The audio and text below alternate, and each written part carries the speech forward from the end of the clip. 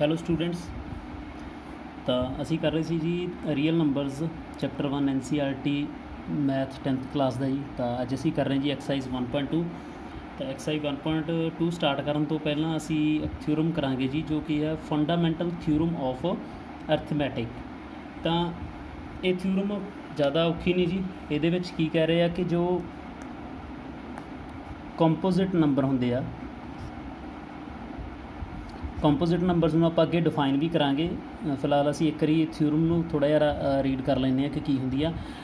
ਕਿ ਜਿਹੜੇ composite numbers ਹੁੰਦੇ ਆ ਉਹਨਾਂ ਦੀ ਜਦੋਂ ਅਸੀਂ ਪ੍ਰਾਈਮ ਫੈਕਟਰਾਈਜੇਸ਼ਨ ਕਰਦੇ ਆ ਜੀ, ਕੰਪੋਜ਼ਿਟ ਨੰਬਰ ਨੂੰ ਜਦੋਂ ਅਸੀਂ ਪ੍ਰਾਈਮ ਫੈਕਟਰਾਈਜੇਸ਼ਨ ਇਹਨਾਂ ਦੀ ਕਰਦੇ ਆ, ਪ੍ਰਾਈਮ ਫੈਕਟਰਸ ਇਹਨਾਂ ਦੇ ਫਾਈਂਡ ਕਰਦੇ ਆ ਕੰਪੋਜ਼ਿਟ ਨੰਬਰਸ ਦੇ, ਤਾਂ ਉਹ ਨੰਬਰ ਆਲਵੇਜ਼ ਯੂਨੀਕ ਹੁੰਦੇ ਆ ਜੀ। ਮੀਨਜ਼ ਆਲਵੇਜ਼ ਉਹਨਾਂ ਦਾ ਆਨਸਰ ਸੇਮ ਆਊਗਾ। ਜਿਹੜੇ ਫੈਕਟਰਸ ਹੋਣਗੇ ਆਲਵੇਜ਼ ਸੇਮ ਹੋਣਗੇ, ਚਾਹੇ 1 ਟਾਈਮ 2 ਟਾਈਮ 3 ਟਾਈਮ ਆਪਾਂ ਫੈਕਟਰਾਈਜੇਸ਼ਨ ਕਰ ਲਈਏ, ਤਾਂ ਜੋ ਫੈਕਟਰਸ ਹੋਣਗੇ ਆਲਵੇਜ਼ ਯੂਨੀਕ ਹੋਣਗੇ। ਮੀਨਜ਼ ਸੇਮ ਆਊਗਾ ਆਨਸਰ।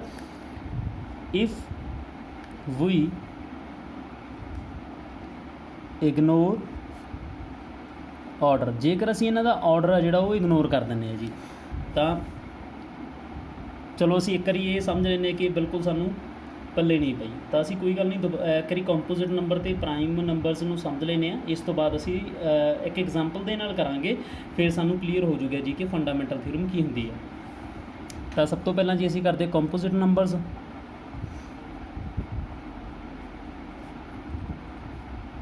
ਹਾਂਜੀ, ਤਾਂ ਕੰਪੋਜ਼ਿਟ ਨੰਬਰਸ ਕੀ ਹੁੰਦੇ ਆ ਕਿ ਨੰਬਰ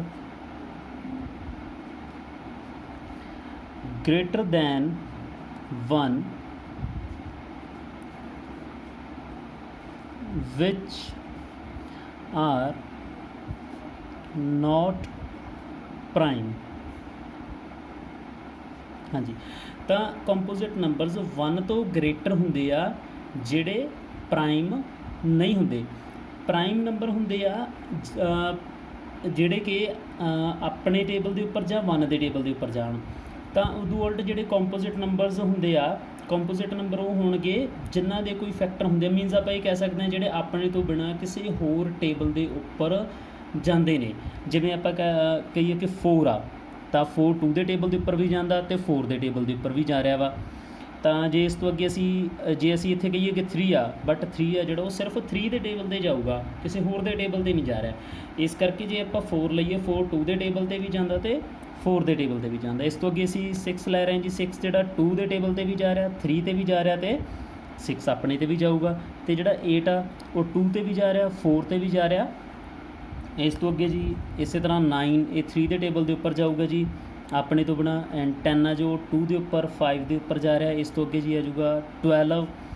ਇਸ ਤੋਂ ਅੱਗੇ ਆ ਜਾਊਗਾ ਜੀ 14। ਇਸ ਤੋਂ ਅੱਗੇ ਆ ਜਾਊਗਾ ਜੀ 15। ਤਾਂ ਇਸ ਤਰ੍ਹਾਂ ਨੰਬਰਸ ਹੋਣਗੇ ਜਿਹੜੇ ਨੰਬਰ ਆਪਣੇ ਤੋਂ ਬਿਨਾਂ ਕਿਸੇ ਹੋਰ ਟੇਬਲ ਦੇ ਉੱਪਰ ਵੀ ਜਾਂਦੇ ਨੇ, ਉਹਨਾਂ ਨੂੰ ਅਸੀਂ ਕਹਿੰਦੇ ਹਾਂ ਜੀ ਕੰਪੋਜ਼ਿਟ ਨੰਬਰਸ। ਅਤੇ ਇਸ ਤੋਂ ਉਲਟ ਜੇ ਅਸੀਂ ਗੱਲ ਕਰੀਏ ਜੀ ਹੁਣ ਪ੍ਰਾਈਮ ਨੰਬਰਸ ਦੀ, ਤਾਂ ਪ੍ਰਾਈਮ ਨੰਬਰ ਬਿਲਕੁਲ ਇਹਦੋਂ ਉਲਟ ਹੁੰਦੇ ਜੀ ਕੰਪੋਜ਼ਿਟ ਨੰਬਰਸ ਤੋਂ। ਤਾਂ ਪ੍ਰਾਈਮ ਨੰਬਰਸ ਫਿਰ ਕੀ ਹੋਣਗੇ? ਉਹ ਨੰਬਰ ਜਿਹੜੇ ਸਿਰਫ ਆਪਣੇ ਟੇਬਲ ਦੇ ਉੱਪਰ ਅਤੇ 1 ਦੇ ਟੇਬਲ ਦੇ ਉੱਪਰ ਜਾਣਗੇ, ਜਿਹੜੇ ਕਿ ਸਿਰਫ ਆਪਣੇ ਟੇਬਲ ਦੇ ਉੱਪਰ ਅਤੇ 1 ਦੇ ਟੇਬਲ ਦੇ ਉੱਪਰ ਜਾਣਗੇ। ਤਾਂ ਇਹ ਕੀ ਹੋਊਗਾ ਜੀ? Number greater then 1। ਤਾਂ ਕਈ 1 ਨੂੰ ਵੀ ਪ੍ਰਾਈਮ ਨੰਬਰ ਕਹਿੰਦੇ ਆ, ਬਟ ਨਹੀਂ, 1 ਪ੍ਰਾਈਮ ਨੰਬਰ ਨਹੀਂ ਹੁੰਦਾ ਜੀ। ਤਾਂ ਨੰਬਰ ਗ੍ਰੇਟਰ ਦੈਨ 1 ਵਿਚ ਆਰ ਓਨਲੀ, ਜਿਹੜੇ ਸਿਰਫ ਓਨਲੀ ਡਿਵਿਜ਼ੀਬਲ ਬਾਏ itself or 1। ਤਾਂ ਉਹ ਨੰਬਰਸ ਜਿਹੜੇ ਕਿ 1 ਤੋਂ ਗ੍ਰੇਟਰ ਹੋਣਗੇ ਅਤੇ ਉਹ ਡਿਵਿਜ਼ੀਬਲ ਹੋਣਗੇ ਸਿਰਫ ਆਪਣੇ ਆਪ ਨਾਲ ਜਾਂ 1 ਦੇ ਨਾਲ। ਤਾਂ ਆਪਣੇ ਆਪ ਨਾਲ ਸਿਰਫ, ਤਾਂ ਅਸੀਂ ਕਹਿ ਸਕਦੇ ਹਾਂ 2, ਤਾਂ 2 ਸਿਰਫ 2 ਦੇ ਟੇਬਲ 'ਤੇ ਆ ਰਿਹਾ ਜਾਂ 1 ਦੇ ਟੇਬਲ 'ਤੇ। ਇਸ ਤੋਂ ਅਸੀਂ ਅੱਗੇ ਕਹਿ ਸਕਦੇ ਹਾਂ 3 ਜਾਂ ਤਾਂ 3 ਦੇ ਟੇਬਲ 'ਤੇ ਜਾਊਗਾ ਬਸ, ਜਾਂ 1 ਦੇ ਟੇਬਲ 'ਤੇ। ਇਸ ਤੋਂ ਅੱਗੇ 4 ਕਹਿ ਸਕਦੇ ਹਾਂ? ਨਹੀਂ ਜੀ, ਕਿਉਂਕਿ 4 ਆ ਜਿਹੜਾ ਉਹ ਆਪਣੇ ਤੋਂ ਬਿਨਾਂ 2 ਦੇ ਟੇਬਲ ਦੇ ਉੱਪਰ ਵੀ ਜਾ ਰਿਹਾ ਵਾ। ਤਾਂ ਇਸ ਕਰਕੇ 4 ਆ ਜਿਹੜਾ ਅਸੀਂ ਕੰਪੋਜ਼ਿਟ ਲਿਆ ਸੀਗਾ। ਤਾਂ ਇਸ ਤੋਂ ਅੱਗੇ ਆ ਗਿਆ ਜੀ 5। ਤਾਂ ਇਹਨਾਂ ਨੂੰ ਅਸੀਂ ਜੇ ਛੱਡ ਦਈਏ ਤਾਂ ਬਾਕੀ ਨੰਬਰ ਅਸੀਂ ਧਿਆਨ ਨਾਲ ਦੇਖੀਏ, ਜਿਵੇਂ 2 ਹੈ ਨਹੀਂ ਇਹਦੇ 'ਚ ਤਾਂ ਇੱਧਰ ਆ ਰਿਹਾ, 3 ਇੱਧਰ ਹੈ ਨਹੀਂ ਤਾਂ ਇੱਧਰ ਆ ਰਿਹਾ, ਇਸ ਤੋਂ ਅੱਗੇ ਕੰਪੋਜ਼ਿਟ 4 ਹੋ ਗਿਆ, ਅਤੇ ਇਸ ਤੋਂ ਅੱਗੇ 5 ਹੈ ਨਹੀਂ, 5 ਇੱਧਰ ਆ ਰਿਹਾ ਵਾ। ਇਸ ਤੋਂ ਅੱਗੇ ਜੀ 7 ਹੋਊਗਾ, ਜਿਹੜਾ ਸਿਰਫ 7 ਦੇ ਟੇਬਲ 'ਤੇ ਹੀ ਜਾਊਗਾ ਜਾਂ 1 ਦੇ ਟੇਬਲ 'ਤੇ ਜਾਊ। ਇਸ ਤੋਂ ਅੱਗੇ ਆ ਗਿਆ ਜੀ 11, 11 ਸਿਰਫ ਆਪਣੇ ਟੇਬਲ 'ਤੇ ਜਾਊਗਾ ਜਾਂ 1 ਦੇ ਟੇਬਲ 'ਤੇ। ਇਸ ਤੋਂ ਅੱਗੇ 13 ਇਸ ਤਰ੍ਹਾਂ ਦਾ ਨੰਬਰ ਹੋਊ, ਫਿਰ 17, 19, 23, ਇਸ ਤਰ੍ਹਾਂ ਅੱਗੇ ਦੇ ਅੱਗੇ ਨੰਬਰ ਚੱਲੀ ਜਾਣਗੇ। ਤਾਂ ਦੁਬਾਰਾ ਰਿਪੀਟ ਕਰੀਏ ਤਾਂ ਪ੍ਰਾਈਮ ਨੰਬਰਸ ਉਹ ਹੁੰਦੇ ਆ ਜਿਹੜੇ ਸਿਰਫ ਅਤੇ ਸਿਰਫ ਆਪਣੇ ਟੇਬਲ ਦੇ ਉੱਪਰ ਜਾਂ 1 ਦੇ ਟੇਬਲ ਦੇ ਉੱਪਰ ਜਾਂਦੇ ਆ, ਅਤੇ ਕੰਪੋਜ਼ਿਟ ਨੰਬਰਸ ਉਹ ਹੁੰਦੇ ਆ ਜਿਹੜੇ ਕਿਸੇ ਹੋਰ ਦੇ ਟੇਬਲ 'ਤੇ ਵੀ ਜਾਂਦੇ ਆ, 1 ਅਤੇ ਆਪਦੇ ਆਪ ਤੋਂ ਬਿਨਾਂ ਕਿਸੇ ਹੋਰ ਟੇਬਲ 'ਤੇ ਵੀ ਜਾਂਦੇ ਆ, ਉਹ ਹੁੰਦੇ ਜੀ ਸਾਡੇ ਕੰਪੋਜ਼ਿਟ ਨੰਬਰਸ। ਤਾਂ ਹੁਣ ਅਸੀਂ ਦੁਬਾਰਾ ਵਾਪਸ ਆ ਜਾਂਦੇ ਜੀ ਸਾਡੀ ਥਿਊਰਮ ਦੇ ਉੱਪਰ। ਤਾਂ ਇਹਦਾ ਡੈਫੀਨੇਸ਼ਨ ਹੋ ਗਈ ਜੀ ਕੰਪੋਜ਼ਿਟ ਨੰਬਰਸ ਅਤੇ ਪ੍ਰਾਈਮ ਨੰਬਰਸ ਦੀ। ਹੁਣ ਅਸੀਂ ਗੱਲ ਕਰਦੇ ਹਾਂ ਜੀ ਸਾਡੀ ਥਿਊਰਮ ਦੀ। ਤਾਂ ਇਹਦੇ ਵਿੱਚ ਅਸੀਂ ਗੱਲ ਕੀਤੀ ਸੀ ਜੀ ਪ੍ਰਾਈਮ ਫੈਕਟਰਾਈਜੇਸ਼ਨ ਦੀ। ਤਾਂ ਪਹਿਲਾਂ ਅਸੀਂ ਫੈਕਟਰਾਈਜੇਸ਼ਨ ਦੇਖ ਲੈਂਦੇ ਹਾਂ ਜੀ ਕੀ ਹੁੰਦੀ ਹੈ, ਫਿਰ ਅਸੀਂ ਆਰਾਮ ਨਾਲ ਕਰ ਲਾਂਗੇ ਜੀ ਆਪਣੀ ਥਿਊਰਮ ਨੂੰ। ਤਾਂ ਫੈਕਟਰਾਈਜੇਸ਼ਨ, ਸਪੋਜ਼ ਕਰੋ ਆਪਾਂ ਕੋਈ ਵੀ ਨੰਬਰ ਲੈ ਲੈਂਦੇ ਜੀ 78। ਤਾਂ 78 ਦੇ ਤੁਹਾਨੂੰ ਪਤਾ ਕਿ ਫੈਕਟਰ ਅਸੀਂ ਇਸ ਤਰੀਕੇ ਨਾਲ ਕੱਢਦੇ ਹਾਂ। ਅਤੇ ਪਹਿਲਾਂ 2 ਦੇ ਟੇਬਲ ਦੇ ਉੱਪਰ ਜਾਊਗਾ, 3 2 6, 1 ਇੱਧਰ ਗਿਆ 18, ਤਾਂ 9 2 18। ਤਾਂ ਇਸ ਤੋਂ ਅੱਗੇ ਜੀ ਆਪਣਾ ਆ ਗਿਆ ਜੀ 3 3 1 3, 3 3 9, ਐਂਡ ਨੈਕਸਟ 13। ਤਾਂ 13 ਆਪਣੇ ਕੋਲ ਇੱਕ ਪ੍ਰਾਈਮ ਨੰਬਰ ਹੈ, ਤਾਂ 13 ਦੇ ਟੇਬਲ 'ਤੇ ਜਾਊਗਾ ਜੀ, 13 1 13। ਤਾਂ 78 ਦੇ ਜੋ ਫੈਕਟਰ ਬਣ ਰਹੇ ਆ ਆਪਣੇ ਕੋਲ ਪ੍ਰਾਈਮ ਫੈਕਟਰ ਹੋ ਗਈ ਹੈ 2 3 ਐਂਡ 13। ਸੋ ਅਸੀਂ 78 ਨੂੰ ਕਿਸ ਤਰ੍ਹਾਂ ਰਾਈਟ ਡਾਊਨ ਕਰ ਸਕਦੇ ਹਾਂ, 2 3 ਐਂਡ 13। ਤਾਂ ਇਹ ਜਿਹੜੇ 3 ਬਣ ਗਏ ਜੀ, ਇਹ ਸਾਡੇ ਕੋਲੇ ਬਣ ਗਏ ਜੀ ਫੈਕਟਰਸ ਬਣ ਗਏ 78 ਦੇ। ਐਂਡ ਇਹ ਫੈਕਟਰਸ ਜਿਹੜੇ ਹੈਗੇ ਆ ਇਹ ਪ੍ਰਾਈਮ ਹੋਣਗੇ ਜੀ, ਇਸ ਕਰਕੇ ਇਹਨਾਂ ਨੂੰ ਅਸੀਂ ਪ੍ਰਾਈਮ ਫੈਕਟਰਾਈਜੇਸ਼ਨ ਕਹਿ ਦਿੰਦੇ ਹਾਂ। ਇਹ ਸਾਡੇ ਕੀ ਬਣ ਗਏ ਜੀ, ਫੈਕਟਰਸ ਹੋ ਗਏ ਜੀ ਇਹ 78 ਦੇ। ਤਾਂ ਅਸੀਂ ਇਸ ਤਰ੍ਹਾਂ ਕਹਿ ਸਕਦੇ ਹਾਂ ਜੀ ਕਿ ਜਿਹੜੀ ਫੈਕਟਰਾਈਜੇਸ਼ਨ ਹੁੰਦੀ ਹੈ ਉਹ ਕੀ ਹੁੰਦੀ ਆ, ਫੈਕਟਰਾਈਜੇਸ਼ਨ is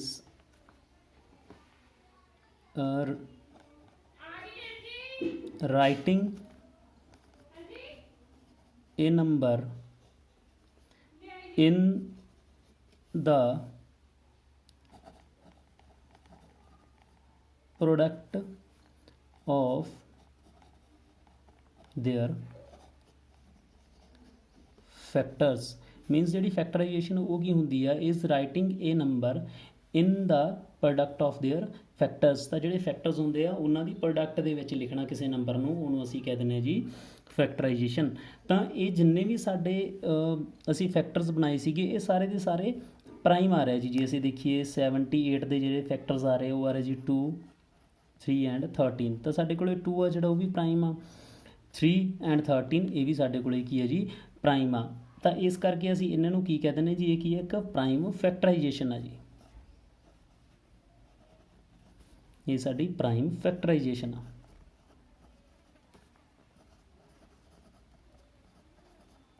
ਸੋ ਪ੍ਰਾਈਮ ਫੈਕਟਰਾਈਜੇਸ਼ਨ ਆਫ ਇੱਥੋਂ ਬੜਾ ਕਲੀਅਰ ਹੋ ਰਿਹਾ ਵਾ। ਤਾਂ ਜੋ 78 ਆ ਉਹ ਕੀ ਇੱਕ ਕੰਪੋਜ਼ਿਟ ਨੰਬਰ ਆ, ਬਿਕੋਜ਼ ਜੋ 78 ਆ ਦੇਖੀਏ ਤਾਂ 2 ਦੇ ਟੇਬਲ 'ਤੇ, 3 ਦੇ ਟੇਬਲ 'ਤੇ, 13 ਦੇ ਟੇਬਲ ਦੇ ਉੱਪਰ ਜਾ ਰਿਹਾ ਵਾ। ਤਾਂ ਇੱਥੋਂ ਬੜਾ ਕਲੀਅਰ ਹੋ ਰਿਹਾ ਵਾ ਜੋ ਪ੍ਰਾਈਮ ਫੈਕਟਰਾਈਜੇਸ਼ਨ ਆ ਕਿਸੇ ਵੀ ਕੰਪੋਜ਼ਿਟ ਨੰਬਰ ਦੀ, ਕਿਉਂਕਿ 78 ਇੱਕ ਕੰਪੋਜ਼ਿਟ ਨੰਬਰ ਆ। ਤਾਂ ਪ੍ਰਾਈਮ ਫੈਕਟਰਾਈਜੇਸ਼ਨ ਕੰਪੋਜ਼ਿਟ ਨੰਬਰ ਦੀ ਕੀ ਹੋਊਗੀ ਜੀ, ਯੂਨੀਕ ਹੋਊਗੀ if we ignore order. Unique means ਹਮੇਸ਼ਾ ਇਹਦੇ ਫੈਕਟਰ ਜੋ ਹੈ 2 3 ਐਂਡ 13 ਆਉਣਗੇ। ਚਾਹੇ ਮੈਂ ਕਿਸੇ ਵੀ ਸਟੂਡੈਂਟ ਨੂੰ ਕਹਦਾ ਕਿ 78 ਦੇ ਪ੍ਰਾਈਮ ਫੈਕਟਰ ਕੱਢੋ ਤਾਂ ਹਮੇਸ਼ਾ 2 3 ਅਤੇ 13 ਹੀ ਆਉਣਗੇ। ਆਰਡਰ ਅਲੱਗ-ਅਲੱਗ ਹੋ ਸਕਦਾ ਵਾ, ਉਹ ਕੋਈ ਮੈਟਰ ਨਹੀਂ ਕਰਦਾ। ਉਹ ਪਹਿਲਾਂ ਵੀ ਅਸੀਂ ਕਿਹਾ ਸੀਗਾ, ਅਤੇ ਇੱਥੇ ਅਸੀਂ ਕਹਿ ਸਕਦੇ ਹਾਂ ਸੋ prime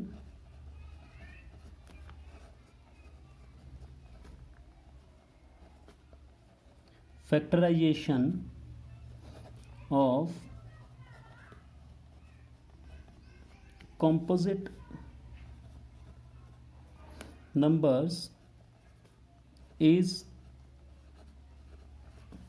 unique if we ignore order। ਜੇਕਰ ਅਸੀਂ ਇਹਨਾਂ ਦੇ ਆਰਡਰ ਨੂੰ ਇਗਨੋਰ ਕਰ ਦਈਏ ਤਾਂ ਇਹ ਜਿਹੜੀ ਸਾਡੀ ਪ੍ਰਾਈਮ ਫੈਕਟਰਾਈਜੇਸ਼ਨ ਹੁੰਦੀ ਆ ਕੰਪੋਜ਼ਿਟ ਨੰਬਰਸ ਦੀ, ਉਹ ਸਾਡੇ ਕੋਲੇ ਯੂਨੀਕ ਹੁੰਦੀ ਆ, ਮੀਨਸ ਜੋ ਸਾਡਾ ਆਨਸਰ ਆ ਉਹ ਆਲਵੇਜ਼ ਸੇਮ ਆਏਗਾ। ਤਾਂ ਇਗਨੋਰਿੰਗ ਆਰਡਰ ਦਾ ਮੀਨਿੰਗ ਕੀ ਆ, ਆਪਾਂ ਕਹਿ ਰਹੇ ਹਾਂ ਇਗਨੋਰਿੰਗ ਆਰਡਰ, ਤਾਂ ਇਹਦਾ ਮੀਨਿੰਗ ਕੀ ਆ ਜੋ ਅਸੀਂ ਕਹਿ ਰਹੇ ਇਗਨੋਰਿੰਗ ਆਰਡਰ। ਤਾਂ ਜਿਵੇਂ ਸਾਡੇ ਕੋਲ 78 ਦੇ ਫੈਕਟਰ ਆ ਗਏ ਜੀ 2 × 3 × 13, ਤਾਂ ਇਹਨਾਂ ਫੈਕਟਰਸ ਨੂੰ ਅਸੀਂ ਇਸ ਆਰਡਰ ਦੇ ਵਿੱਚ ਵੀ ਲਿਖ ਸਕਦੇ ਹਾਂ 3 × 2 × 13, ਬਟ ਆਨਸਰ ਤਾਂ ਸਾਡਾ ਸੇਮ ਆ ਰਿਹਾ, 2 ਵੀ ਆ ਰਿਹਾ, 3 ਵੀ ਆ ਰਿਹਾ, 13 ਵੀ ਆ ਰਿਹਾ। ਤਾਂ ਅਸੀਂ ਅਲੱਗ ਤਰੀਕੇ ਨਾਲ ਹੋਰ ਵੀ ਲਿਖ ਸਕਦੇ ਹਾਂ, ਤਾਂ ਅਸੀਂ 2 × 13 × 3 ਵੀ ਲਿਖ ਸਕਦੇ ਹਾਂ, ਜਾਂ 3 × 13 × 2 ਵੀ ਲਿਖ ਸਕਦੇ ਹਾਂ। ਠੀਕ ਹੈ ਜੀ, ਤਾਂ 13 ਸਟਾਰਟਿੰਗ ਦੇ ਉੱਪਰ ਵੀ ਆ ਜਾਊਗਾ। ਤਾਂ ਕਈ ਕਾਫੀ ਵੇ ਬਣ ਗਏ ਇਹਨੂੰ ਲਿਖਣ ਦੇ, ਵੇ ਕਹਿ ਸਕਦੇ ਹਾਂ ਜਾਂ ਆਰਡਰ ਕਹਿ ਸਕਦੇ ਹਾਂ, ਲਿਖਣ ਦੇ ਆਰਡਰ ਕਾਫੀ ਬਣ ਗਏ, ਬਟ ਆਨਸਰ ਤਾਂ ਸੇਮ ਆ ਰਿਹਾ, ਆਨਸਰ ਤਾਂ ਸਾਡੇ ਕੋਲ ਯੂਨੀਕ ਆ ਰਿਹਾ ਵਾ। ਇਸ ਕਰਕੇ ਪ੍ਰਾਈਮ ਫੈਕਟਰਾਈਜੇਸ਼ਨ ਜੋ ਹੋਊਗੀ ਕੰਪੋਜ਼ਿਟ ਨੰਬਰਸ ਦੀ, ਉਹ ਆਲਵੇਜ਼ ਯੂਨੀਕ ਹੋਊਗੀ ਜੇਕਰ ਅਸੀਂ ਆਰਡਰ ਨੂੰ ਇਗਨੋਰ ਕਰ ਦਿੰਦੇ ਹਾਂ ਜੀ। ਮੀਨਸ ਕੋਈ ਵੀ ਇਹਦੇ ਜੋ ਇਹਨਾਂ ਦਾ ਆਨਸਰ ਲਿਖੂਗਾ, ਕੋਈ ਵੀ ਜਾਣਾ ਫੈਕਟਰਸ ਬਣਾਊਗਾ, ਤਾਂ ਜੇਕਰ ਉਹਨੂੰ ਜੇ ਹਰੇਕ ਜਾਣਾ, ਜਿੰਨੇ ਵੀ ਅਸੀਂ ਕਹਿ ਸਕਦੇ ਹਾਂ 3 ਜਾਂ 4 ਸਟੂਡੈਂਟਸ ਨੂੰ ਸੋਲਵ ਕਰਨ ਲਈ ਸਾਨੂੰ ਕਹਿਤਾ, ਤਾਂ ਉਹ ਜੇ 3 ਜਾਂ 4 ਸਟੂਡੈਂਟਸ ਸਾਰੇ ਦੇ ਸਾਰੇ ਜੋ ਆਨਸਰ ਨੂੰ ਅਸੈਂਡਿੰਗ ਆਰਡਰ ਦੇ ਵਿੱਚ ਰਾਈਟ ਡਾਊਨ ਕਰਦੇ ਨੇ, ਤਾਂ ਫਿਰ ਤਾਂ ਬਿਲਕੁਲ ਹੀ ਆਨਸਰ ਸੇਮ ਆ ਜਾਊਗਾ। ਜਿਵੇਂ ਅਸੈਂਡਿੰਗ ਆਰਡਰ ਮੀਨਸ ਛੋਟਾ ਨੰਬਰ 2, ਇਸ ਤੋਂ ਗਾਂ 3 ਅਤੇ ਇਸ ਤੋਂ ਗਾਂ 13 ਆ ਗਿਆ, ਤਾਂ ਅਲੱਗ ਆਨਸਰ ਤਾਂ ਇਹਦਾ ਆ ਹੀ ਨਹੀਂ ਸਕਦਾ। ਤਾਂ ਜੋ ਸੈਕਿੰਡ ਲਿਖੂਗਾ ਉਹ ਵੀ ਕੀ ਲਿਖੂਗਾ 2 × 3 × 13 ਲਿਖੂਗਾ। ਜੇ ਅਸੀਂ ਅਸੈਂਡਿੰਗ ਆਰਡਰ ਦੇ ਵਿੱਚ ਆਨਸਰ ਨੂੰ ਰਾਈਟ ਡਾਊਨ ਕਰਦੇ ਨੇ, ਫਿਰ ਤਾਂ ਐਗਜ਼ੈਕਟ ਬਿਲਕੁਲ ਸਾਰਿਆਂ ਦਾ ਸੇਮ ਹੀ ਆਨਸਰ ਆਊਗਾ। ਤਾਂ ਇਹ ਸੀ ਸਾਡੀ ਜੀ ਥਿਊਰਮ ਜੋ ਅਸੀਂ ਇਸ ਤੋਂ ਅੱਗੇ ਯੂਜ਼ ਕਰਨੀ ਹੈ ਜੀ, ਫੰਡਾਮੈਂਟਲ ਥਿਊਰਮ ਆਫ ਅਰਥਮੈਟਿਕ। ਹਾਂਜੀ ਸਟੂਡੈਂਟਸ, ਤਾਂ ਸਾਡਾ ਫਸਟ ਜੋ ਅਸੀਂ ਸਮ ਕਰ ਰਹੇ ਹਾਂ, ਇਹ ਕੀ ਹੈ ਕਿ consider the numbers 4 power n where n is a natural number, check whether there is any natural number whether there is any value of n for which 4 power n ends with digit 0। ਤਾਂ ਕੋਈ ਸਮਝ ਨਹੀਂ ਲੱਗੀ statement ਦੀ, ਤਾਂ ਕੋਈ ਗੱਲ ਨਹੀਂ, ਥੋੜ੍ਹਾ ਜਿਹਾ ਧਿਆਨ ਨਾਲ ਪੜ੍ਹਦੇ ਇਹਨੂੰ। ਤਾਂ ਕੀ ਕਰੇ, consider the numbers 4 power n, ਕੋਈ ਵੀ ਇੱਕ ਨੰਬਰ ਲੈ ਲਓ ਜੀ ਜੋ ਕਿ ਹੈ 4 ਪਾਵਰ n ਦੀ ਫਾਰਮ ਦੇ ਵਿੱਚ ਹੈ। ਤਾਂ n ਕੋਈ ਵੀ where n is a natural number, ਤਾਂ n ਨੈਚੁਰਲ ਨਹੀਂ ਮੀਨਸ 1 ਤੋਂ ਸਟਾਰਟ ਹੋਊਗਾ, 1 2 3 4 5, ਤਾਂ ਕੋਈ ਵੀ ਇਹਦੀ ਇਸ ਤੋਂ ਅੱਗੇ ਇਸ ਤਰ੍ਹਾਂ ਪੋਜ਼ੀਟਿਵ ਵੈਲਿਊ ਹੋ ਸਕਦੀ ਆ। ਤਾਂ check weather there is any value of n, ਤਾਂ ਅਸੀਂ ਚੈੱਕ ਕਰਨਾ ਕਿ ਇੱਥੇ ਕੋਈ ਵੀ 1 ਦੀ ਇਸ ਤਰ੍ਹਾਂ ਦੀ ਵੈਲਿਊ ਹੈ। ਜਦੋਂ ਅਸੀਂ ਇੱਥੇ ਪੁੱਟ ਕਰਾਂਗੇ 4 ਪਾਵਰ n ਦੀ ਜਗ੍ਹਾ 'ਤੇ ਕੋਈ ਵੀ ਵੈਲਿਊ ਪੁੱਟ ਕਰਗੇ, ਤਾਂ ਕੀ ਆਵੇ ਐਨੀ ਵੈਲਿਊ ਆਫ n ਫੋਰ ਵਿਚ, ਜਿਸ ਦੇ ਲਈ ਕੀ ਹੋਵੇ 4 ਪਾਵਰ n ਦਾ ਜੋ ਆਨਸਰ ਆ ਐਂਡਸ ਵਿਦ ਡਿਜਿਟ 0। ਤਾਂ 4 ਪਾਵਰ 1 ਜਾਂ 4 ਪਾਵਰ 2 3 4 ਇਸ ਤਰ੍ਹਾਂ ਜੋ ਇਹਦੀ ਵੈਲਿਊਜ਼ ਆਪਾਂ ਵਾਰ-ਵਾਰ ਭਰਾਂਗੇ, ਤਾਂ ਉਹਦੇ ਵਿੱਚ ਕਿਸੇ ਵੀ ਅਜਿਹੀ ਜਗ੍ਹਾ ਕੋਈ ਵੀ ਅਜਿਹਾ ਨੰਬਰ ਆ ਰਿਹਾ ਵਾ ਸੋਲਵ ਕਰਨ ਤੋਂ ਬਾਅਦ ਕਿ ਜਿਹਦਾ ਜੋ ਐਂਡ ਆ ਉਹ ਡਿਜਿਟ 0 ਦੇ ਨਾਲ ਹੋਵੇ। ਤਾਂ ਜਿਵੇਂ 4 ਪਾਵਰ n ਦੀ ਅਸੀਂ ਕੋਈ ਆਨਸਰ ਫਾਈਂਡ ਆਊਟ ਕਰਦੇ ਹਾਂ, ਤਾਂ ਪਹਿਲਾਂ ਅਸੀਂ ਇੱਥੇ ਚਲੋ ਵੈਲਿਊ 1 ਪੁੱਟ ਕਰਤੀ, ਤਾਂ 4 ਆ ਗਿਆ। ਇਸ ਤੋਂ ਅੱਗੇ 4 ਪਾਵਰ 2 ਪੁੱਟ ਕਰਤੀ n ਦੀ ਵੈਲਿਊ, ਤਾਂ ਇੱਥੇ ਆ ਗਿਆ ਜੀ 4 4 16। ਇਸ ਤੋਂ ਅੱਗੇ n ਦੀ ਵੈਲਿਊ 3 ਪੁੱਟ ਕਰਤੀ, ਤਾਂ ਇਹ ਆ ਗਈ ਸਾਡੇ ਕੋਲ 64। ਇਸ ਤੋਂ ਅੱਗੇ n ਦੀ ਵੈਲਿਊ ਅਸੀਂ 4 ਪੁੱਟ ਕਰਤੀ, ਤਾਂ ਇੱਥੇ ਸਾਡੇ ਕੋਲ ਆਨਸਰ ਆ ਗਿਆ ਜੀ 2 5 6 ਐਂਡ ਸੋ ਔਨ। ਸਾਡੇ ਇਸ ਤਰ੍ਹਾਂ ਆਨਸਰ ਆਈ ਜਾਣਗੇ। ਤਾਂ ਇਸ ਤਰ੍ਹਾਂ ਅਸੀਂ ਸੋਲਵ ਕਰਾਂਗੇ। ਇਸ ਤਰ੍ਹਾਂ ਤਾਂ ਬਹੁਤ ਜ਼ਿਆਦਾ ਲੈਂਥੀ, ਇਸ ਤਰ੍ਹਾਂ ਤਾਂ ਚੱਲੀ ਚੱਲੂਗਾ, ਅੱਗੇ ਦੀ ਅੱਗੇ ਅਸੀਂ ਸੋਲਵ ਕਰਾਂਗੇ, ਤਾਂ ਨਹੀਂ, ਇਸ ਤਰ੍ਹਾਂ ਅਸੀਂ ਸੋਲਵ ਨਹੀਂ ਕਰਨਾ। ਤਾਂ ਚਲੋ ਫਿਲਹਾਲ ਇਹਨੂੰ ਅਸੀਂ ਇਸ ਆਰਡਰ ਨੂੰ ਸਮਝਣ ਦੀ ਕੋਸ਼ਿਸ਼ ਕਰਦੇ ਹਾਂ। ਇਸ ਆਰਡਰ ਨੂੰ ਇੱਕ ਵਾਰੀ ਲੈ ਰਹੇ ਹਾਂ ਕੁਐਸਚਨ ਸਮਝਣ ਦੇ ਲਈ, ਇਸ ਮੈਥਡ ਨਾਲ ਸੋਲਵ ਨਹੀਂ ਕਰਨਾ। ਤਾਂ ਜਿਸ ਤਰ੍ਹਾਂ ਸਾਡੇ ਕੋਲ ਆਨਸਰ ਆ ਰਿਹਾ, ਪਹਿਲਾਂ 4 ਫਿਰ 16 ਫਿਰ 64 ਫਿਰ 256, ਤਾਂ ਕੀ ਇਸ ਤਰ੍ਹਾਂ ਕਰਦੇ ਕਰਦੇ ਕੋਈ ਇਸ ਤਰ੍ਹਾਂ ਦਾ ਨੰਬਰ ਆਊਗਾ, ਇਸ ਤਰ੍ਹਾਂ ਦਾ ਆਨਸਰ ਆਊਗਾ ਜਿਹਦਾ ਜੋ ਲਾਸਟ ਵਾਲਾ ਡਿਜਿਟ ਆ ਐਂਡ ਡਿਜਿਟ ਉਹ 0 ਹੋਊਗਾ। ਕਿ ਜੋ ਇਸ ਤਰ੍ਹਾਂ ਆਨਸਰ ਆ ਰਿਹਾ, ਪਹਿਲਾਂ 4 ਫਿਰ 16 ਫਿਰ 4 ਆ ਰਿਹਾ ਲਾਸਟ ਦੇ ਉੱਪਰ, ਫਿਰ 6 ਆ ਰਿਹਾ ਵਾ, ਤਾਂ ਕੀ ਇਸ ਤਰ੍ਹਾਂ ਕਰਦੇ ਕਰਦੇ ਕੋਈ ਇਸ ਤਰ੍ਹਾਂ ਦਾ ਆਨਸਰ ਆਊਗਾ ਜਿਹਦਾ ਲਾਸਟ ਵਾਲਾ ਡਿਜਿਟ 0 ਹੋਊਗਾ। ਅਸੀਂ ਇਹ ਚੀਜ਼ ਫਾਈਂਡ ਕਰਨੀ ਆ। ਤਾਂ ਅਸੀਂ ਇੱਥੇ ਇੱਕ ਗੱਲ ਥੋੜ੍ਹੀ ਜਿਹੀ ਸਮਝ ਲਈਏ, ਜੇ ਸਾਨੂੰ ਲਾਸਟ ਦੇ ਉੱਪਰ 0 ਡਿਜਿਟ ਚਾਹੀਦਾ ਵਾ ਕਿਸੇ ਵੀ ਨੰਬਰ ਦੇ ਵਿੱਚ, ਕਿਸੇ ਵੀ ਨੰਬਰਸ ਦੇ ਵਿੱਚ ਸਾਡੇ ਕੋਲ ਲਾਸਟ ਦੇ ਵਿੱਚ ਡਿਜਿਟ ਜਿਹੜਾ ਹੈਗਾ 0 ਚਾਹੀਦਾ ਵਾ, ਤਾਂ ਉਸ ਨੰਬਰ ਦੇ ਜੋ ਫੈਕਟਰਸ ਹੋਣਗੇ, ਫੈਕਟਰਸ ਤਾਂ ਅਸੀਂ ਪਹਿਲਾਂ ਹੀ ਕਰਕੇ ਹਟੇ, ਜਿਵੇਂ 4 ਦੇ ਫੈਕਟਰ ਆ, 4 ਦੇ ਫੈਕਟਰ 2 2s ਆ 4, 2 1s ਆ 2, ਤਾਂ 4 ਦੇ ਫੈਕਟਰ ਸਾਡੇ ਕੋਲ ਕੀ ਬਣ ਰਹੇ ਆ 2 × 2। ਤਾਂ ਇਸ ਤਰ੍ਹਾਂ ਜੋ ਇਹ ਫੈਕਟਰ ਬਣ ਗਏ, ਤਾਂ ਜਿਵੇਂ ਨੰਬਰ 4 ਲਿਆ, ਤਾਂ ਕੋਈ ਵੀ ਨੰਬਰ ਉਹਦਾ ਲਾਸਟ ਡਿਜਿਟ 0 ਸਿਰਫ ਅਤੇ ਸਿਰਫ ਉਸ ਟਾਈਮ ਹੀ ਹੋਊਗਾ ਜੇਕਰ ਉਹਦੇ ਫੈਕਟਰ ਆ ਜਿਹੜੇ ਉਹਨਾਂ ਦੇ ਵਿੱਚ ਐਟਲੀਸਟ 1 ਟਾਈਮ 2 ਐਂਡ 1 ਟਾਈਮ 5 ਜ਼ਰੂਰ ਆਊਗਾ। ਮੀਨਸ 2 ਅਤੇ 5 ਦਾ 1 ਪੇਅਰ ਜ਼ਰੂਰ ਬਣੇਗਾ। Means if we need and digit 0 in any digit, ਕਿਸੇ ਵੀ ਡਿਜਿਟ ਦੇ ਵਿੱਚ ਜੋ ਐਂਡ ਡਿਜਿਟ ਆ ਸਾਨੂੰ ਜੇ 0 ਚਾਹੀਦਾ ਵਾ, ਦੈਨ ਤਾਂ ਇਹ ਜਿਹੜਾ ਡਿਜਿਟ ਆ ਤਾਂ then 2 and 5 should be factor of this number. ਤਾਂ ਜਿਹੜੇ ਨੰਬਰ, ਜੋ ਵੀ ਨੰਬਰ ਆ ਜਿਹਦੇ 'ਚ ਅਸੀਂ ਚਾਹ ਰਹੇ ਹਾਂ ਕਿ ਲਾਸਟ ਵਾਲੇ ਜਿਹੜੇ ਡਿਜਿਟ ਉਹ 0 ਬਣੇ, ਤਾਂ ਉਸ ਨੰਬਰ ਦੇ ਜਿਹੜੇ ਫੈਕਟਰਸ ਆ ਉਹ 2 and 5 ਜ਼ਰੂਰ ਹੋਣਾ ਚਾਹੀਦਾ। ਉਹਦੇ ਫੈਕਟਰਸ ਜਿਹੜੇ ਹੈਗਾ 1 ਟਾਈਮ ਐਟਲੀਸਟ 1 ਟਾਈਮ 2 and 5 ਆਉਣਾ ਹੀ ਚਾਹੀਦਾ ਵਾ, ਤਾਂ ਫਿਰ ਅਸੀਂ ਕਹਿ ਸਕਦੇ ਹਾਂ ਜਿਹੜਾ ਲਾਸਟ ਵਾਲਾ ਡਿਜਿਟ ਆ ਉਹ 0 ਆਊਗਾ ਹੀ ਆਊਗਾ। ਤਾਂ ਇੱਥੇ ਅਸੀਂ ਇੱਕ ਚੀਜ਼ ਹੋਰ ਕਰ ਲਈਏ, ਜੇਕਰ ਸਾਨੂੰ 1 0 ਚਾਹੀਦਾ to get 1 and digit 0, ਜੇਕਰ ਸਾਨੂੰ ਲਾਸਟ ਵਾਲਾ 1 ਡਿਜਿਟ ਆ ਜਿਹੜਾ 0 ਚਾਹੀਦਾ ਵਾ, ਤਾਂ ਸਾਡੇ ਕੋਲੇ ਜਿਹੜਾ 2 and 5 ਦਾ ਪੇਅਰ ਆ, 2 and 5 ਦਾ ਸਾਡੇ ਕੋਲੇ ਪੇਅਰ ਆ, ਉਹ 1 ਪੇਅਰ ਹੋਣਾ ਚਾਹੀਦਾ। 1 ਪੇਅਰ ਦਾ ਮੀਨਿੰਗ ਕੀ ਆ, ਜੇਕਰ ਸਾਡੇ ਕੋਲੇ ਫੈਕਟਰ ਬਣ ਰਿਹਾ 2 × 2 2 3 ਟਾਈਮ ਆ ਗਿਆ ਐਂਡ 5 1 ਟਾਈਮ ਆ ਗਿਆ, ਤਾਂ 1 ਪੇਅਰ ਤਾਂ ਬਣ ਹੀ ਗਿਆ 2 and 5 ਦਾ। ਇਸ ਤੋਂ 2 ਦੀ ਵੈਲਿਊਜ਼ 2 ਕਿੰਨੀ ਕਾਊਂਟਿੰਗ ਦੇ ਵਿੱਚ ਆ ਜਾਂ 5 ਕਿੰਨੀ ਕਾਊਂਟਿੰਗ ਦੇ ਵਿੱਚ ਆ, ਇਹ ਮੈਟਰ ਨਹੀਂ ਕਰਦਾ, ਬਸ 1 ਟਾਈਮ ਸਾਡੇ ਕੋਲੇ ਜੋ ਹੈਗਾ ਪੇਅਰ ਜੋ ਹੈ 2 and 5 ਦਾ ਬਣਨਾ ਚਾਹੀਦਾ ਵਾ। ਤਾਂ ਇਸੇ ਤਰ੍ਹਾਂ ਜੇ ਸਾਡੇ ਕੋਲੇ ਹੁਣ ਜੇ ਅਸੀਂ ਕਹੀਏ ਕਿ ਜੇ ਸਾਨੂੰ 2 and ਡਿਜਿਟ 0 ਚਾਹੀਦੇ ਆ,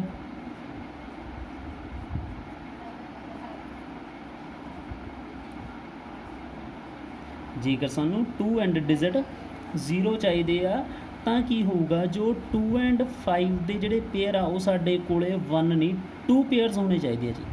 ਤਾਂ 1 0 ਦੇ ਲਈ 1 ਪੇਅਰ ਅਤੇ 2 zeros ਦੇ ਲਈ 2 ਪੇਅਰਸ ਹੋਣੇ ਜ਼ਰੂਰੀ ਹੈ ਜੀ ਸਾਡੇ ਕੋਲੇ, ਜੇ ਸਾਨੂੰ 2 and ਡਿਜਿਟ ਆ ਜਿਹੜੇ ਉਹ 0 ਚਾਹੀਦੇ ਆ। ਔਰ ਇਹਨੂੰ ਹੋਰ ਕਿਸ ਤਰ੍ਹਾਂ ਲਿਖ ਸਕਦੇ ਹਾਂ ਕਿ 2 power 2 ਐਂਡ 5 ਪਾਵਰ ਵੀ 2 ਹੋਣੀ ਚਾਹੀਦੀ ਹੈ। ਮੀਨਸ 2 ਵੀ 2 ਟਾਈਮ ਐਂਡ 5 ਵੀ 2 ਟਾਈਮ ਸਾਡੇ ਕੋਲੇ ਆਉਣਾ ਚਾਹੀਦਾ ਵਾ।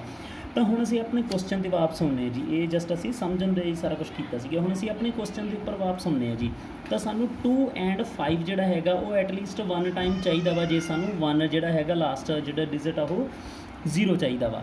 ਤਾਂ ਜੇ ਅਸੀਂ 4 ਪਾਵਰ n ਲੈਂਦੇ ਹਾਂ ਜੀ, ਲਓ ਤਾਂ 4 ਪਾਵਰ n ਨੂੰ ਅਸੀਂ ਸੋਲਵ ਕਰ ਰਹੇ ਹਾਂ ਜੀ। ਹੁਣ ਤਾਂ 4 ਦੇ ਅਸੀਂ ਫੈਕਟਰਸ ਕੀ ਲੈ ਸਕਦੇ ਹਾਂ 2 × 2 ਐਂਡ ਇਹਦੀ ਪਾਵਰ ਇਸ ਤੋਂ ਅੱਗੇ ਕੀ ਆ n, ਤਾਂ 2 × 2 ਨੂੰ ਅਸੀਂ ਕੀ ਰਾਈਟ ਡਾਊਨ ਕਰ ਸਕਦੇ ਹਾਂ ਜੀ 2 ਪਾਵਰ 2 ਐਂਡ ਸਾਰੇ ਦੀ ਪਾਵਰ ਸਾਡੇ ਕੋਲੇ ਕੀ ਹੈਗੀ ਜੀ n। Means 2 and n multiply ਹੋ ਗਏ, ਸੋ 2 ਪਾਵਰ 2 × n। ਤਾਂ ਹੁਣ ਸਿੰਪਲ ਜੀ ਇੱਥੇ ਇੱਕ ਗੱਲ ਆ ਜੋ ਸਮਝਣ ਦੀ ਹੈ ਕਿ 2 ਦੀ ਪਾਵਰ ਜੇ ਅਸੀਂ 2 ਦੀ ਪਾਵਰ 2 ਲੈ ਰਹੇ ਹਾਂ ਤਾਂ ਇਹਨੂੰ ਅਸੀਂ ਲਿਖਾਂਗੇ 2 ਨੂੰ 2 ਟਾਈਮ। ਜੇ ਅਸੀਂ 2 ਦੀ ਪਾਵਰ 3 ਲੈ ਰਹੇ ਹਾਂ ਤਾਂ 2 ਨੂੰ ਅਸੀਂ 3 ਟਾਈਮ। ਜੇ ਅਸੀਂ 2 ਦੀ ਪਾਵਰ 8 ਲੈ ਰਹੇ ਹਾਂ ਤਾਂ ਅਸੀਂ 2 ਨੂੰ ਅਸੀਂ 8 ਟਾਈਮ ਮਲਟੀਪਲਾਈ ਕਰਾਂਗੇ ਜੀ। ਤਾਂ 8 ਟਾਈਮ ਇਹਨੂੰ ਮਲਟੀਪਲਾਈ ਅਸੀਂ ਕਰਾਂਗੇ। ਤਾਂ ਇੱਥੇ ਸਾਡੇ ਕੋਲੇ 2 ਦੀ ਪਾਵਰ ਆ ਕੁਛ, 2 ਦੀ ਪਾਵਰ 2n ਆ, ਮੀਨਸ ਸਿਰਫ 2 ਹੀ ਐਜ਼ ਏ ਫੈਕਟਰ ਆ ਰਿਹਾ ਸਾਡੇ ਕੋਲੇ। ਅਸੀਂ ਇੱਥੇ 2 ਦੀ ਪਾਵਰ n ਦੀ ਪਾਵਰ 1 ਪੁੱਟ ਕਰਤੀ ਤਾਂ 2 1s ਆ 2, 2 ਪਾਵਰ 2 ਬਣ ਗਈ ਤਾਂ 2 2 ਟਾਈਮ ਆਊਗਾ। ਜੇ ਅਸੀਂ n ਦੀ ਵੈਲਿਊ 2 ਪੁੱਟ ਕਰਤੀ ਤਾਂ 2 2s ਆ 4 ਤਾਂ 2 4 ਟਾਈਮ ਆਊਗਾ। ਜੇ ਅਸੀਂ ਇੱਥੇ n ਦੀ ਵੈਲਿਊ 3 ਪੁੱਟ ਕਰਤੀ 3 2s ਆ 6 ਤਾਂ 2 ਆ ਜਿਹੜਾ ਉਹ 6 ਟਾਈਮ ਆਊਗਾ। ਤਾਂ ਬੜਾ ਕਲੀਅਰ ਇੱਥੇ ਹੋ ਰਿਹਾ ਕਿ ਸਿਰਫ 2 ਐਜ਼ ਏ ਫੈਕਟਰ ਆ ਰਿਹਾ ਵਾ ਸਾਡੇ ਕੋਲੇ, ਹੋਰ ਕੋਈ ਵੀ ਫੈਕਟਰ ਇਹਦਾ ਨਹੀਂ ਬਣ ਰਿਹਾ, ਕੋਈ ਵੀ ਫੈਕਟਰ ਇਹਦਾ ਨਹੀਂ ਬਣ ਰਿਹਾ। ਤਾਂ ਸਾਡੇ ਕੋਲੇ 5 ਦਾ ਬਿਲਕੁਲ ਮਿਸਿੰਗ ਆ। ਤਾਂ ਇਸ ਲਈ ਜੋ ਸਾਡਾ 4 ਪਾਵਰ n ਆ ਉਹ ਕਦੇ ਵੀ 0 ਦੇ ਨਾਲ ਐਂਡ ਨਹੀਂ ਹੋਊਗਾ, ਬਿਕੋਜ਼ ਇਹਦੇ ਵਿੱਚ 5 ਐਜ਼ ਏ ਫੈਕਟਰ ਬਿਲਕੁਲ ਵੀ ਨਹੀਂ ਆ ਰਿਹਾ। ਤਾਂ ਅਸੀਂ ਕਹਿ ਸਕਦੇ ਹਾਂ ਜੀ, ਇੱਥੇ ਅਸੀਂ ਕਹਿ ਸਕਦੇ ਹਾਂ ਕਿ n ਦੀ ਕੋਈ ਵੀ ਵੈਲਿਊ ਲੈ ਲਓ ਤਾਂ ਸਾਡੇ ਕੋਲੇ 5 ਕਦੇ ਵੀ ਨਹੀਂ ਆਏਗਾ ਐਜ਼ ਏ ਫੈਕਟਰ। ਸੋ ਅਸੀਂ ਇੱਥੇ ਰਾਈਟ ਡਾਊਨ ਕਰ ਰਹੇ ਹਾਂ ਜੀ, ਟੇਕ ਐਨੀ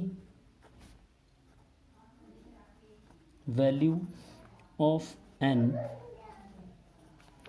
we do not have, ਤਾਂ ਕਦੇ ਵੀ ਨਹੀਂ ਹੋਊਗਾ ਸਾਡੇ ਕੋਲ, we do not have 5 as a factor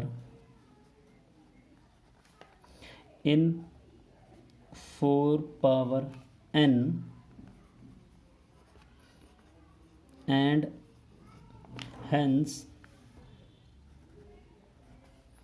we do not have pair 2 into 5। ਤਾਂ ਜਦੋਂ ਸਾਡੇ ਕੋਲੇ 5 ਹੈ ਹੀ ਨਹੀਂ ਤਾਂ ਪੇਅਰ ਕਿੱਥੋਂ ਬਣੂਗਾ ਜੀ? ਤਾਂ ਇੱਥੋਂ ਅਸੀਂ ਕੀ ਕਹਿ ਸਕਦੇ ਹਾਂ, ਸੋ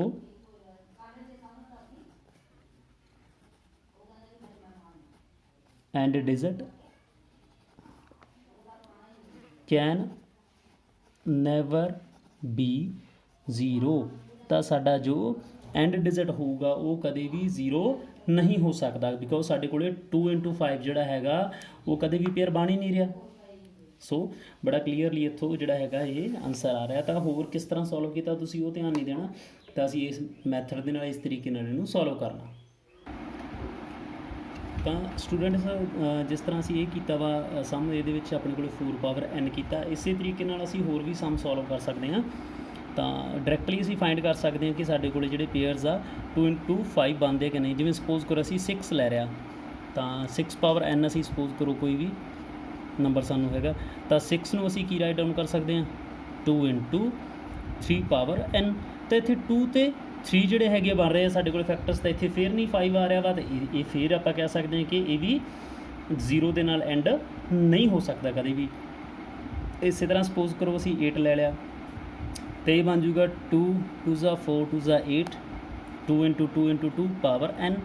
ਤਾਂ ਇਹ ਵੀ ਕੀ ਬਣ ਗਿਆ 2 power 3 power n means 2 power 3n। ਤਾਂ ਇੱਥੇ ਵੀ ਜਿਹੜੇ ਫੈਕਟਰਸ ਆ ਉਹ 2 ਬਣ ਰਹੇ ਆ, ਤਾਂ ਹੋਰ ਕੋਈ ਫੈਕਟਰ ਬਣ ਨਹੀਂ ਰਿਹਾ, ਇਹਦੇ 'ਚ ਵੀ 5 ਐਜ਼ ਏ ਫੈਕਟਰ ਨਹੀਂ ਆ ਰਿਹਾ ਵਾ, ਤਾਂ ਮੀਨਸ ਇੱਥੇ ਵੀ 2 ਅਤੇ 5 ਦਾ ਪੇਅਰ ਨਹੀਂ ਬਣਨਾ। ਤਾਂ ਇਸ ਤਰ੍ਹਾਂ ਅਸੀਂ ਇਸ ਤਰ੍ਹਾਂ ਦਾ ਕੋਈ ਵੀ ਸਮ ਆ ਜਿਹੜਾ ਈਜ਼ੀਲੀ ਜਿਹੜਾ ਉਹ ਸੋਲਵ ਕਰ ਸਕਦੇ ਹਾਂ।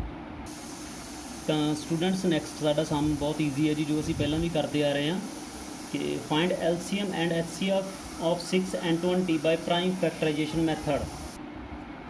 ਤਾਂ ਇਹ ਸਮ ਨੂੰ ਅਸੀਂ ਜਦੋਂ ਪਹਿਲਾਂ ਸੋਲਵ ਕਰਦੇ ਸੀ ਜੀ ਪ੍ਰਾਈਮ ਫੈਕਟਰਾਈਜੇਸ਼ਨ ਦੇ ਨਾਲ ਬਹੁਤ ਈਜ਼ੀਲੀ, ਉਸੇ ਤਰ੍ਹਾਂ ਆਪਾਂ ਇਹਨੂੰ ਸੋਲਵ ਕਰਾਂਗੇ। ਤਾਂ ਪਹਿਲਾਂ ਸਭ ਤੋਂ ਪਹਿਲਾਂ ਆਪਾਂ 6 ਦੇ ਫੈਕਟਰਸ ਫਾਈਂਡ ਆਊਟ ਕਰਾਂਗੇ ਜੀ। ਤਾਂ 6 ਦੇ ਫੈਕਟਰ ਜੀ, ਪਹਿਲਾਂ 2 ਦੇ ਉੱਪਰ 3 2 6, ਦੈਨ 3 1 3।